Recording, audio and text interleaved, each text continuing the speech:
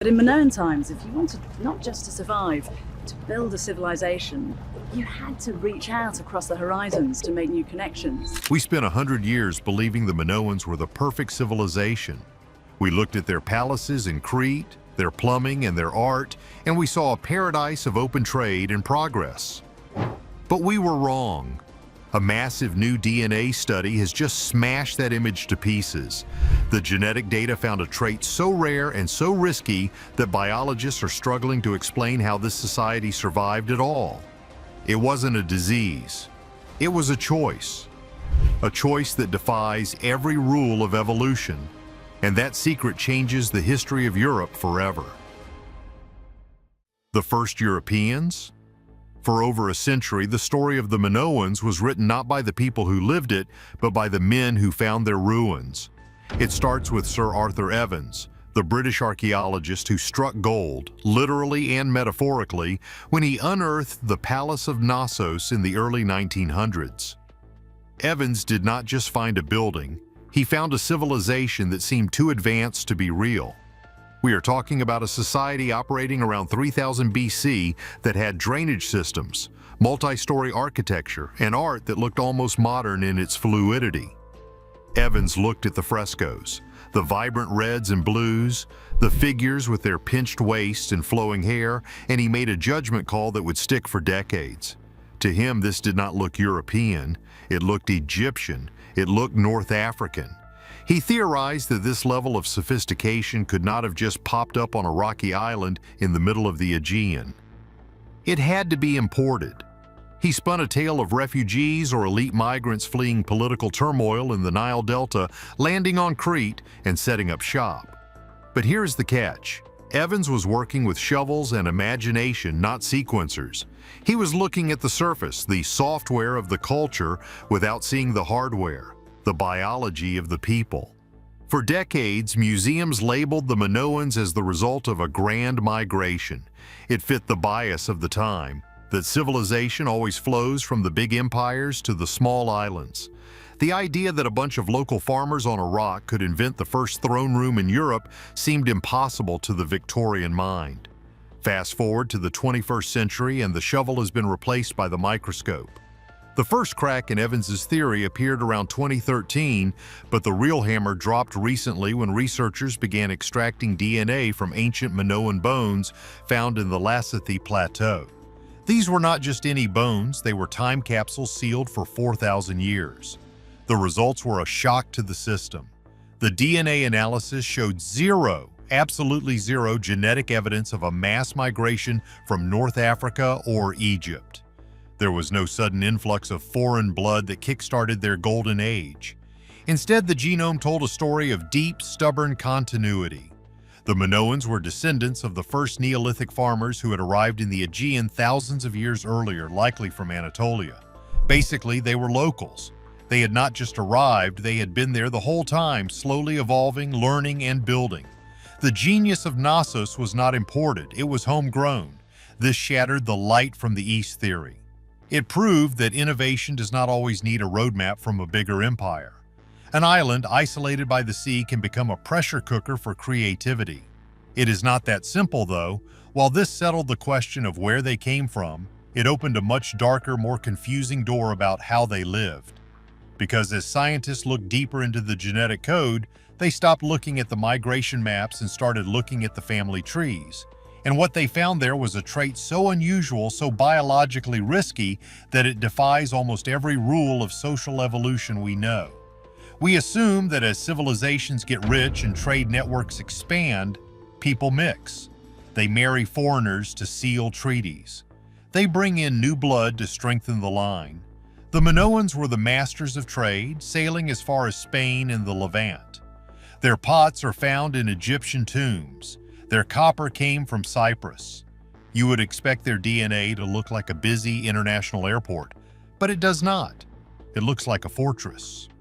The DNA revealed that despite being the most connected people in the Bronze Age, socially they were incredibly closed off. But it goes deeper than just not marrying foreigners. The analysis found that the Minoans were practicing something called endogamy on a scale that has never, and I mean never, been seen in the ancient world. We are talking about a systematic cultural rule that encouraged or perhaps forced people to marry their first cousins. The mystery was not about invasion anymore, it was about incision.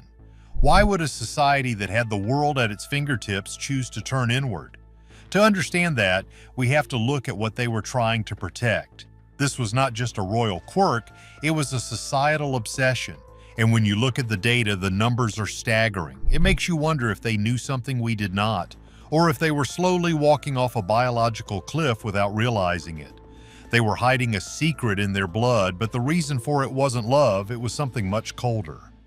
The endogamy shock. Let us break down the numbers because this is where the wow factor really hits. A team from the Max Planck Institute for Evolutionary Anthropology analyzed over 100 genomes from the Bronze Age Aegean. They were expecting to find a diverse tapestry of lineages, especially for a maritime superpower. What they found was a loop. In Minoan Crete, and later in Mycenaean Greece, roughly 30% of the marriages were between first cousins.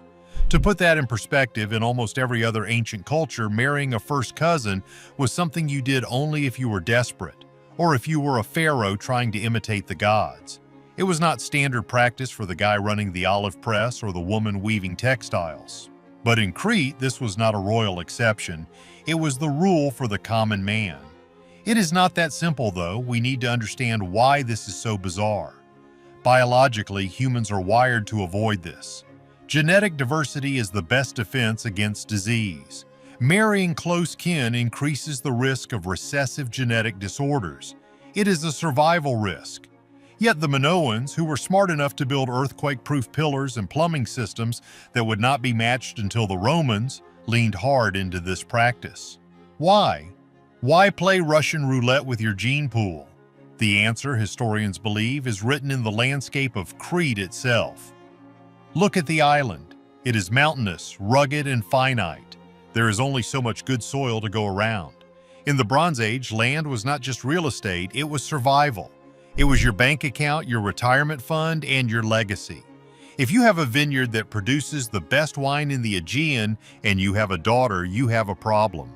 If she marries the guy from the village over, your land, or at least the rights to its produce, might get split, diluted, or transferred to another clan. But if she marries her first cousin, the land stays in the family. This is what researchers call endogamy as an economic strategy. It suggests that the Minoan society was intensely focused on the preservation of the oikos, the household estate. They were prioritizing economic stability over biological diversity. It is a ruthless, pragmatic calculation. And get this was not just happening in the palaces. The DNA samples came from a variety of graves, including smaller hamlets. This means the keep it in the family rule was a cultural dogma that permeated every layer of society. It was not just the 1% trying to keep the crown, it was the farmer trying to keep his olive grove. This creates a fascinating paradox with their trade habits. The Minoans were the Amazon prime of the Bronze Age. They moved goods everywhere. They were open to foreign products, gold from Egypt, lapis lazuli from Afghanistan. But they were closed to foreign genes. They wanted the world's goods, but not the world's families. It suggests a level of xenophobia, or perhaps cultural arrogance, that we have not attributed to them before. They were willing to do business with you, but you were not good enough to marry into the clan. This tight-knit genetic structure might explain why their culture was so distinct and incredibly stable for so long. If everyone is related, civil war becomes less likely. You do not burn down your cousin's house if it is also your inheritance. This might explain the Pax Minoica, the famous Minoan peace. They did not need walls because they were all on the same team, literally. But here is the catch. A society that does not mix is a society that becomes fragile. When you lock the doors, you keep the wealth in, but you also keep the problems in. Recessive traits start to surface. The immune system of the population becomes less adaptable to new pathogens. Imagine a village where everyone shares a grandfather. Now introduce a new flu strain brought in by one of those trade ships from Egypt. In a diverse population, some people would have natural immunity. In a genetically uniform population, that flu could wipe out everyone. The Minoans were walking a razor's edge. They were trading biological safety for economic security. For centuries, the gamble paid off. They became the richest people in the Mediterranean. But nature always collects its debts. And when you look at the sudden violent end of their civilization, you have to wonder if their greatest strength, their unity, was actually their fatal flaw. They built a paradise on absolute control, but they forgot that nature always finds a way to break the lock. Hiding the evidence. Now, we have to get into the wild theories because when you have a society practicing mass incest for 1,000 years, things are going to get weird. And the Minoans have the weirdest myth of all time, the Minotaur. We all know the story. King Minos has a labyrinth built to hide a monster that is half man, half bull. For centuries, historians dismissed this as just a cool fairy tale, but look at it through the lens of this new DNA evidence. What happens when you have generations of first-cousin marriages? You get genetic anomalies. You get physical deformities. You get things that look monstrous to the ancient eye. So here's the deal. What if the Minotaur was not a bull man?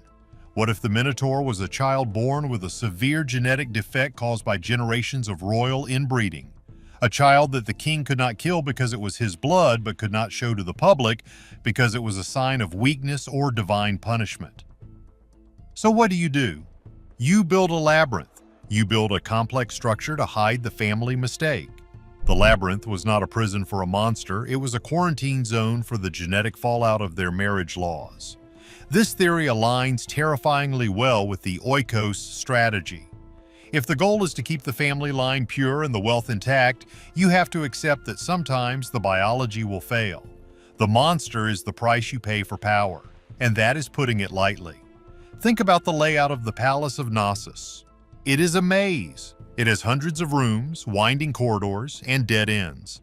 Archaeologists have always been baffled by how chaotic it is compared to the orderly temples of Egypt. But if the palace was designed to house a massive, extended, intermarried family clan, the complexity makes sense. It is a physical representation of their family tree, tangled, overlapping, and confusing to anyone on the outside.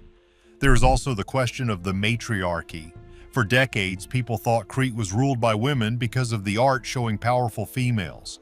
The DNA backs this up in a strange way. In a cousin marriage system designed to keep land, the woman often holds the keys. If she inherits the land, the husband moves in with her. This is called matrilocal residence. It means the women were the anchors of the society. They did not leave their homes to get married, the men came to them. This gave Minoan women a level of power and agency that was unheard of in the rest of the ancient world. The snake goddess wasn't just an idol, she was the matriarch who controlled the bloodline. But this intensity of focus on the mother and the bloodline leads to some darker speculation. Some researchers wonder if the bull-leaping rituals, where young men jumped over charging bulls, were a way to prove genetic fitness. In a society worried about inbreeding, you need a public test of strength and agility to prove that the next generation is still healthy. If you can jump a bull, your genes are good.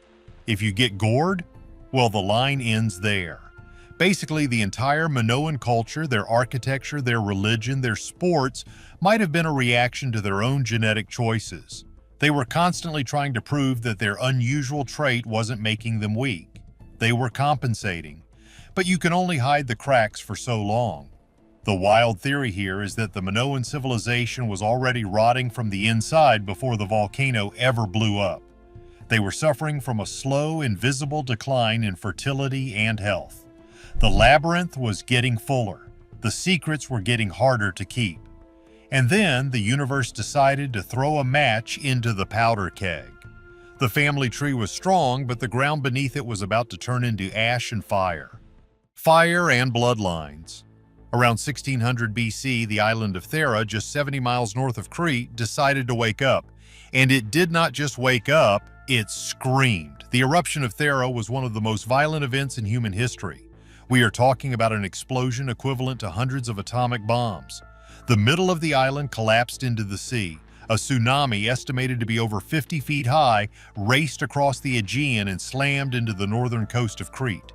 It wiped out the Minoan fleet, their navy, their merchant ships, their lifeline to the world, in a matter of minutes. Then came the ash. It turned day into night. It poisoned the water. It killed the crops.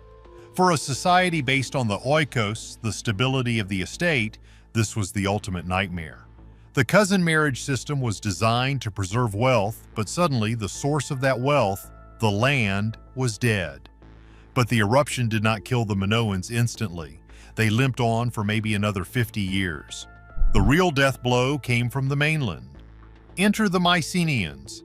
These were the guys from the Greek mainland, the ancestors of the Spartans. They were militaristic, they built massive fortress walls, and they had been eyeing Crete's wealth for generations. Previously, we thought the Mycenaeans just invaded and slaughtered the Minoans. But the DNA tells a more nuanced and perhaps more tragic story. The genetic study showed that the Mycenaeans and Minoans were cousins, but distinct. The Mycenaeans had a bit more DNA from the steppe, the warriors from the north. When the Mycenaeans took over Crete around 1450 BC, the genetic landscape started to shift. But surprisingly, the custom of cousin marriage did not vanish. The Mycenaeans, seeing how successful the Minoans were at hoarding wealth, actually adopted the practice. This is the crazy part. The conquerors looked at the conquered, saw their weird marriage rules, and said, "Hey, that is a great way to control the taxes." The Mycenaeans continued the tradition of endogamy, perhaps even more ruthlessly. However, the soul of the civilization changed. The art became stiff. The playful octopuses on the vases were replaced by rigid military patterns. The DNA tells us that the Minoans were not wiped out. They were absorbed. The local population, those farmers marrying their cousins, stayed put. They kept working the land, but the management changed. The unusual trait survived the conquest because it was useful to the new overlords. But think about the psychological horror of this. The Minoans, who had spent 1,000 years keeping their bloodlines pure to protect their island, were now using those same bloodlines to serve foreign masters. The genetic fortress had been breached, not by breaking the walls, but by changing the guards. This leads to another wild theory, the Atlantis connection. Plato wrote that Atlantis was a great civilization destroyed by water and earthquakes in a single day and night.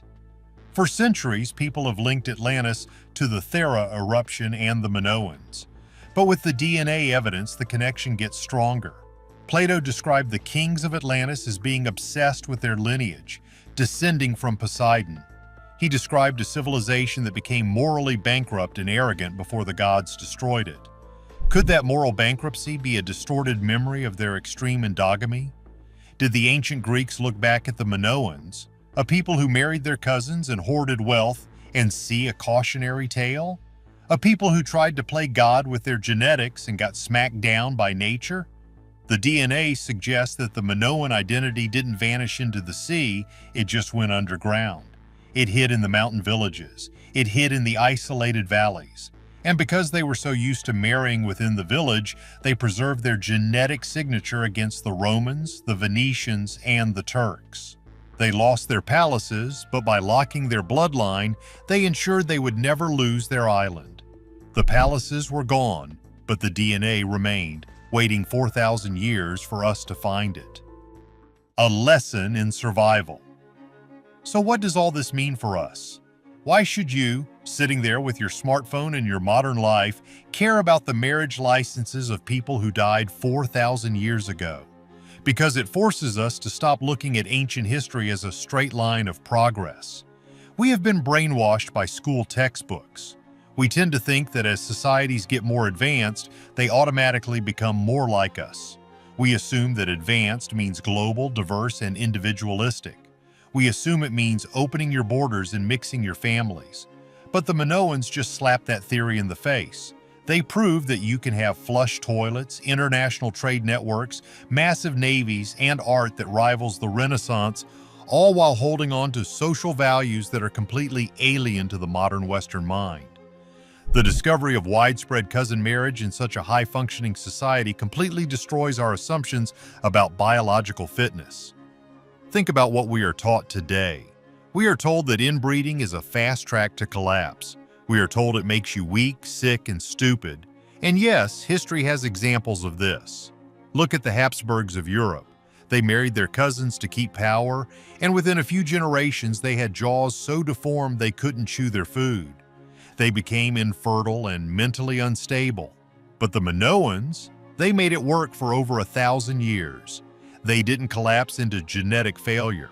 They built the first superpower in Europe. They turned a biological risk into an economic weapon. But some researchers are now asking a much darker question. Was it just about the money, or were they protecting something else? The standard theory is that they married cousins to keep the vineyards and olive groves in the family. It makes sense on paper, but does an entire civilization risk genetic mutation just to save a few acres of land? Here is a wilder theory that is starting to gain traction in the fringe corners of archaeology. What if the wealth they were protecting wasn't land? What if it was biological? We know the Minoans were obsessed with the snake goddess and powerful female figures. We know they had knowledge of engineering and astronomy that seemed to appear out of nowhere. Some theorists believe the Minoan ruling class wasn't just trying to keep the farm in the family. They suggest they were trying to isolate a specific genetic trait. Maybe it was a physical trait, like resistance to a specific disease that ravaged the mainland. Or maybe it was something mental. If you look at Minoan art, the people are depicted as incredibly distinct. Thin waists, large eyes, athletic builds.